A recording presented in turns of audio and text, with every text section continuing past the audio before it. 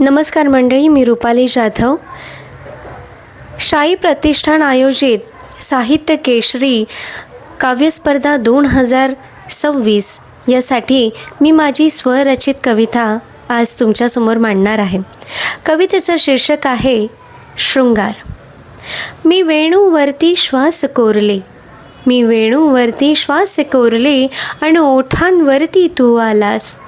फुलपाखराला हळूच झेलले, फुलपाखराला हळूच झेलले आणि तळहातावर तू आलास. वाऱ्याला कळली तुझी कहाणी, वाऱ्याला कळली तुझी कहाणी आणि आसमंतात तू दरवळलास.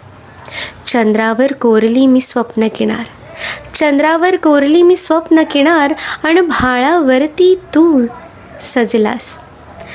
बटांची उर्दू रेघ लागवी, बटांची उर्दू रेघ लागवी आणि अलगद अलगद तू गुंतलास.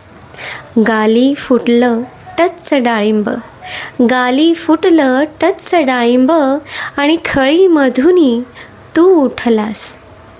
हातांवरची खुलली नक्षी, हातांवरची खुलली नक्षी आणि मेहंदीमधुनी तू रंगलास.